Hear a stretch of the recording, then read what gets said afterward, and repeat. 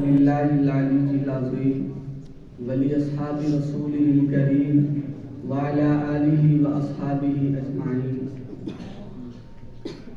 مٹانا اس کو دنیا سے کوئی آسان تھوڑی ہے،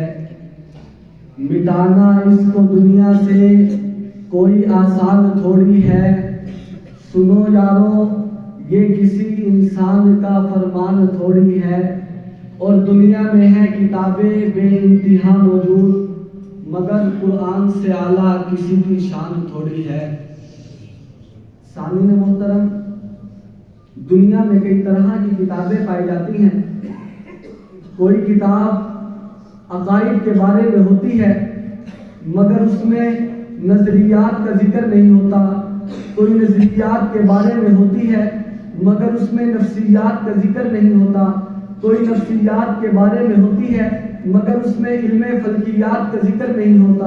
اور جو کچھ ان کتابوں میں موجود ہوتا ہے وہ شک و شبہات سے خالی بھی نہیں ہوتا، اور بسا اوقات ایسا ہوتا ہے کہ کوئی محقق، کوئی مدبر بڑے ہی دلائل و براہین سے، بڑے ہی اعتماد سے دنیا کے سامنے اپنے نظریے کو پیش کرتا ہے، پھر کچھ ہی عرصے بعد کوئی ایک محقق کھڑا ہوتا ہے اور دلائل و براہین سے اس کے نظریے کو رد کر دیتا ہے۔ لیکن آج میں جس کتاب مقدس سے آپ کو متعارف کروانا چاہتا ہوں وہ ایسی کتاب ہے جس کا ہر لفظ محفوظ ہے، جس کا نظریہ یقینی ہے، جس کے عقائد شک و شبہات سے بالا تر ہے، جس کی بات کو کوئی محقق، کوئی مدبر، کوئی کتب، کوئی ابدال جھٹلا نہیں سکتا۔ وہ کتاب قرآن مجید ہے۔ قرآن مجید وہ کتاب ہے کہ جس کو اللہ تبارک و تعالیٰ نے آج سے 14 صدیاں پہلے آپ صلی اللہ علیہ وسلم کے قلب اطہر پر نازل فرمایا تھا۔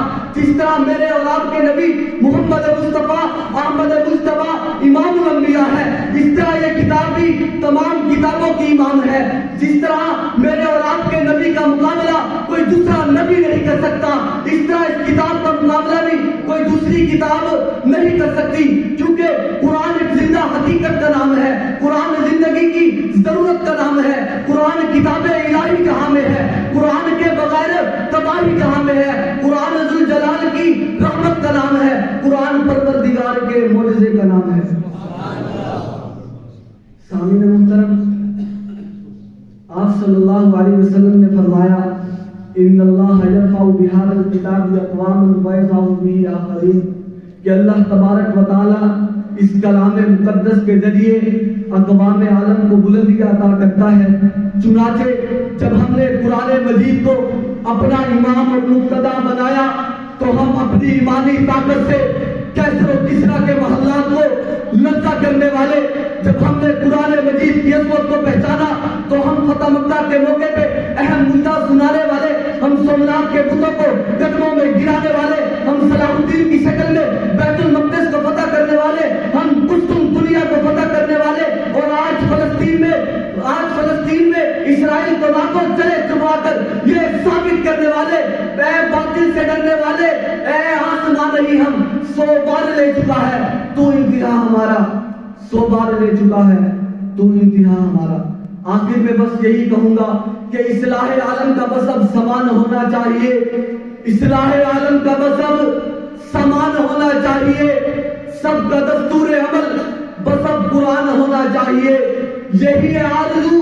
تعلیم قرآن عام ہو جائے، یہی آرزو تعلیم قرآن عام ہو جائے،